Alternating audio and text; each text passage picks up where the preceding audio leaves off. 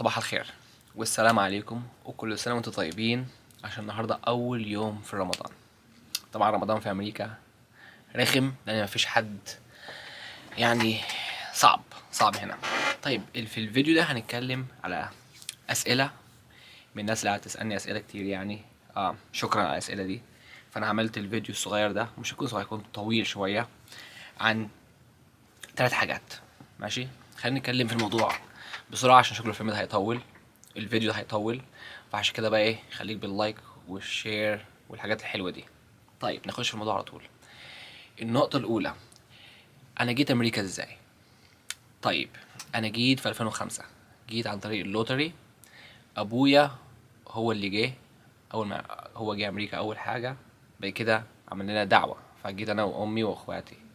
فدي احنا جينا كده. فانا لما جيت فمعرفش بالظبط النظام، بس انا عارف ان ابويا هو اللي قدم على اللوتري وهو اللي جابنا هنا، يعني عن كل الموضوع حصل عن طريق ابويا في 2005، وبعد كده احنا جينا هنا كلنا مع بعض يعني.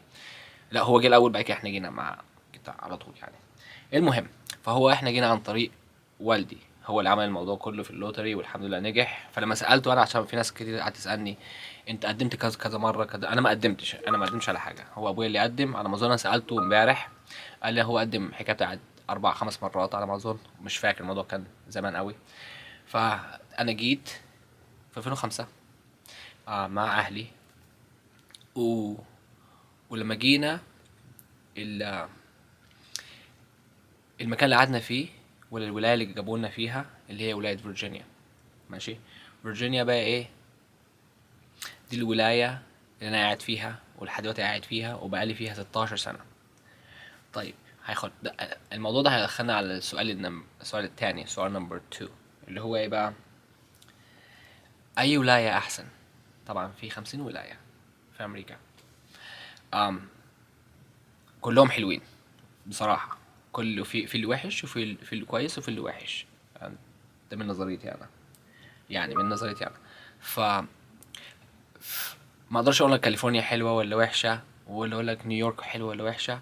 طبعا الموضوع ده بيبقى نظام، ده مش هيبقى سؤال، يعني ما ينفعش تسالني اي ولايه حلوه، فاهمني؟ السؤال ده صعب ترد عليه، لان هم كلهم حلوين، الولايات كلها حلوه، بس في ولايات لو المينيمم ويج بتاعك، اللي هو الاجره بتاعتك، مثلا زي فيرجينيا وكاليفورنيا ونيويورك، الاجره بتاعتنا هنا في الساعه ب 15 16 في الساعه. فدلوقتي لو رحت مثلا ولايه اوكلاهوما، رحت الولايات اللي في النص امريكا، دول ما فيهمش فلوس، هيدوك حاجه بسيطه. فانا من نظريتي ان الحتت اللي فيها فلوس عاليه، الولايات اللي ما فيها فلوس عاليه معناها فيها شغل. ده من نظريتي انا. فاي ولايه فيها الاجره بتاعتها في الساعه 16 او اعلى، اعرف ان الولايه دي هيكون فيها شغل. طبعا هيكون فيها شغل، بس فيها حاجه تانية هتكون مشكله، الضرايب فيها هيكون عاليه. فانت احسبها كده، لان امريكا دي هم كده، بس بيني وبينك يعني هم كابيتاليزم، يعني البلد دي بيحب الفلوس، ولا انت ولا انا بالنسبه لهم ولا حاجه. يعني انت انا وانت بالنسبه لنا عبيد، نشتغل هنا نطلع فلوس، وده نظامهم يعني.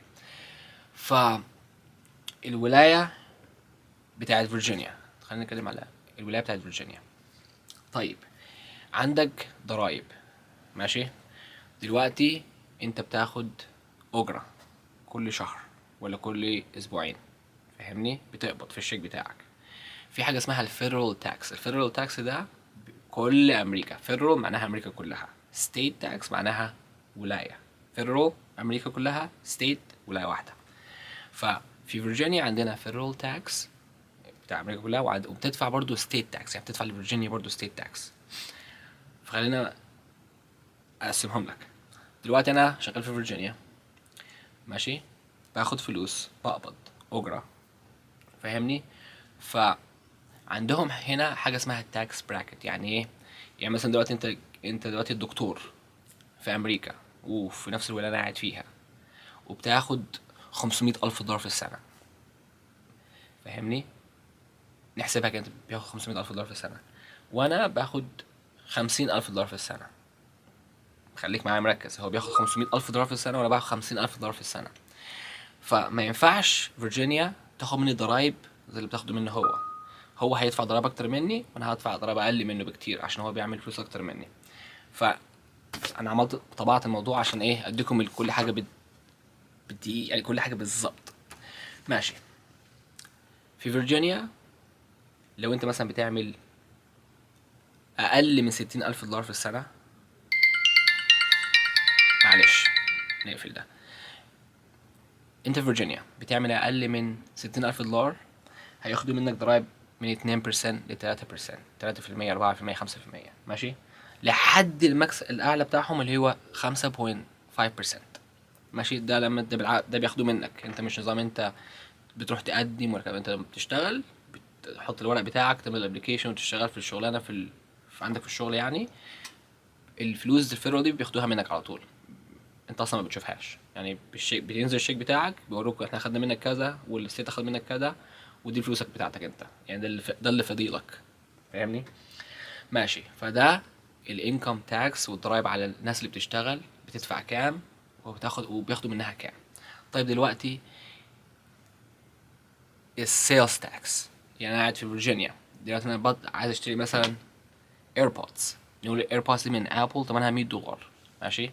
في الولايه الفيرجينيا اللي انا قاعد فيها الضرايب فيها عندنا عاليه، فاهمني بصراحه 5.3%، يعني 5.3%. يعني مثلا دي الايربودز برو نقول $100 من الابل ستور، ماشي، ثمنها $100 في فيرجينيا، نقول ثمنها $100، هي طبعا 200 وحاجه بس نقول $100. رحت للابل ستور في فيرجينيا هنا، خدتها $100، هدفع عليها بالضرايب كله، هدفع عليها 105.3 سنت، يعني 105.3 سنت. شايف؟ يعني هدفع في فيرجينيا اي حاجه بتشتريها هتدفع عليها 5.3%، يعني 5.3. دي في كل فيرجينيا، فاهمني؟ طيب بس بقى حاجه تانية، كل ولايه عندهم الضرايب بتاعتهم لوحدهم. يعني مثلا دي ابل حطيتها مثلا $100، في كل المحلات في الابل في كل الولايات المتحده الامريكيه كلها هيكون $100. بس الولايات بقى هتفرق، لما تشتريها من عندهم من كاليفورنيا ولا من نيويورك ولا من واشنطن دي سي، التاكس هيعلى ولا ممكن يوطى على حسب الولايه، فاهمني؟ بس دي عمرها ما هتكون اقل من $100. فاهم انت قصدي؟ ففرجينيا عندنا في فيرجينيا الفيدرال تاكس بتدفع في كل حته، ماشي، والستيت تاكس على حسب الستيت اللي انت قاعد فيها. في ولايات بتدفع عالي، في ولايات بتدفع اقل زي ما انا قلت لك. فالسؤال المهم اني، طب انا اعرف ازاي اني احسن ولايه انا عايش فيها؟ انا معرفش اقول لك انت تقعد فين في اي ولايه، بس انا من نظريتي اي ولايه فيها الاجره عاليه 16 و17 في الساعه، اعرف ان فيها فلوس، بس اعرف ان برضه هيكون فيها تعب، ان الايجارات هتكون فيها عاليه، العيشه هتكون فيها غاليه، حاجات تكون فيها غاليه. بس في حاجات مفيده طبعا، الحاجات المفيده في الحتت تكون الاجره فيها عاليه. عامه الحتت دي بيكون سيتيز زحمه، فاهمني؟ يعني بيبقى عندك مترو، عندك الباص، عندك القطر، عندك الحاجات دي كلها، ومش محتاج عربيه، فاهمني؟ ف دي الولايه اللي انا قاعد فيها، وده النظام بتاع الولايه اللي انا قاعد فيها. انا مش عايز اقول لك وافتي لك على ولايات تانية عشان انا ما اعرفش فيهم، بس انا الولايه اللي انا قاعد فيها دي الضرايب اللي بندفعها احنا هنا، فاهمني؟ فدي الضرايب اللي بندفعها احنا هنا في ولايه فيرجينيا، فاهمني؟ فانا دلوقتي قلت لك انا بدفع انكم تاكس اللي هو الضرايب على الفلوس اللي بتجيلك، بتدفع ضرايب على الحاجات اللي بتشتريها، فاهمني؟ مش عارف اقول لك ايه تاني، يعني انا بفكر اهو، بفكر. طيب نخش في موضوع الكاش. الناس بتسأل الكاش، سؤال على فكرة لذيذ. لسه جالي دلوقتي في مخي الكاش. طيب شغل الكاش حلو، اي حد بيجي البلد دي عايز يعمل مصلحة يطلع فلوس كاش، مش مشكلة. انا بطلع فلوس كاش. يعني دلوقتي ممكن ايه، واحد مثلا بيعرف يعمل فيديو جرافيك ديزاين، ولا واحد بيعمل مصلحة على الجنب، دي فلوس كاش بتخش، مش عيب ولا حرام، يعني فاهمني؟ دي مش مشكلة. بس المشكلة بتبقى ايه، لو مثلا قلت لك تعالى يا محمد ولا تعالى يا مصطفى، انا شغالك عندي هنا في المحل، هشغلك بقى ايه شهر كل لمدة سنة ولا سنتين ولا شهر ولا شهرين، تبقى الشغلة بتاعتك دي فول تايم، فاهمني؟ معايا وانا وادفع لك بالساعة، فاهمني؟ كاش. في الحالة زي دي انت قاعد في البلد وشغال بس الحكومه الامريكيه مش عارفه عنك اي حاجه، انت مش شغال، انت ما بتدفعش ضرايب، صح ولا لا؟ فانت تركز في الموضوع ده. فدي المشكله اللي انا وقعت فيها انا زمان، انا واخويا زمان يعني بسنتين جينا نشتري بيت، انا واخويا وامي واهلي بتاع وكده. فالمشكله حصلت لنا اني طبعا الشغل مش عيب ولا حرام دي، يعني انا بص انا بقالي مده هنا وانا واهلي ولحد دلوقتي انا مستغرب ازاي يعني. بص الغباء بتاع البلد دي. طيب قدمنا في الورق، جبنا عايزين البيت، دفعنا الداون بيمنت وحاجات زي دي كلها. طبعا لما تشتري بيت بيسألوك انت جبت الفلوس دي منين، عندك كام في حسابك، لو في واحد مثلا اداك 50,000 دولار الفلوس دي جات لك منين، فاهم؟ لازم يعرفوا. طيب اخويا انا كان عنده عربيه BMW، ماشي، راح بيعها ب 27,000 دولار، فاهمني؟ طيب العربيه اتباعت ب 27، يعني انا لحد دلوقتي انت مش شايف المشاكل ولا انا شايف المشاكل. يعني واحد عجبته العربيه اشتراها ب 27,000 دولار، ماشي، اخويا كان اشتراها ب 21,000 دولار حاجه زي كده. المهم، فاخويا باعها بمصلحه بس يعني شو حلوه يعني الحمد لله. طيب خد الفلوس دي وعايز يديها يعني ايه، يحطها كضمانه للبيت وكده. فلما حاطين الفلوس دي البنك راح متصل باخويا قال له انت ال 21 دي جات لك منين؟ اخويا لما انا بعت عربيه. البنك بقى ايه يعني، انت مال امك يا بنك، انت مالك؟ فالبنك راح قال له ايه، قال له يا اسامه، العربيه بتاعتك دي احنا قيمناها ولقينا سعرها ان هي 13,000 دولار مش 21,000 دولار زي ما انت بعتها. طب انت انت مالك؟ فدي انا واخويا بقى استغربنا انت ايه المشكله يعني في كده. فقعدوا لك لا ما ينفعش ما ينفعش، احنا لازم نعرف الفلوس دي جات لك منين. احنا قيمنا العربيه على 13,000 دولار، ودلوقتي فاضل 7,000 دولار زياده، دي جات لك منين؟ يا عم احنا قلنا لهم والله احنا بقينا عربيه وهي الورقه مكتوب فيها الزبون دفع المبلغ الفلاني وورق 100 100. قالوا لنا لا تثبتوا. في الحاله زي دي تثبت ايه بقى؟